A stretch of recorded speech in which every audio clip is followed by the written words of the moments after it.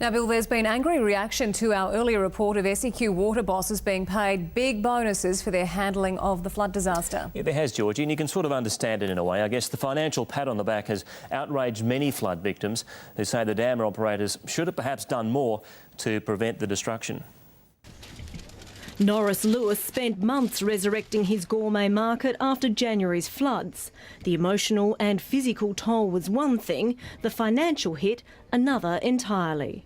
Spiritually and morally, I feel very upset about it and very let down, actually, that I ever had to go through. Water bosses haven't been financially scarred, though, receiving hefty pay rises and bonuses.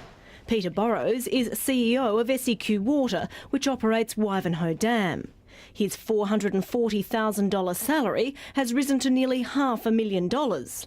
On top of that, he's among 5 SEQ Water executives to share almost $180,000 in bonuses, paid for by taxpayers.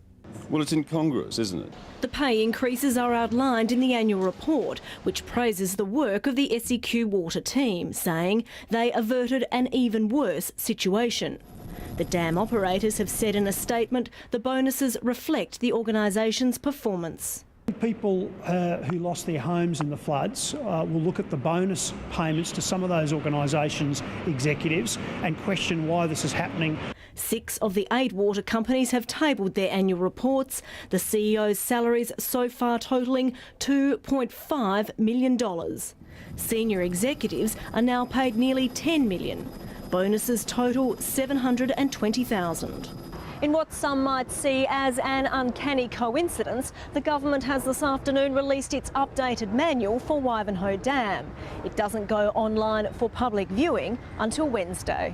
Leonie Mellor, 10 News. $14 million in unpaid fines is putting pressure on Queensland councils to raise rates. The local government association is calling for urgent changes. They're breaking the law and getting away with it. Nearly 98,000 council-related fines were referred to the State Penalties and Enforcement Register last financial year, including everything from parking tickets to barking dogs. Now the local government association says the escalating debt is coming back to bite the wrong people. The good ratepayers who don't break the law, they're having to foot the bill. $700,000 is about a 1% rate increase, so it's money that we haven't got. Brisbane City Council had more than $6 million worth of unpaid fines, followed by the Gold Coast at just over $4.5 million, while the Sunshine Coast was owed nearly $730,000. That doesn't even include court costs to pursue perpetrators. In many cases, it's cheaper to let them off scot-free. How far do you take someone not paying a $50 fine?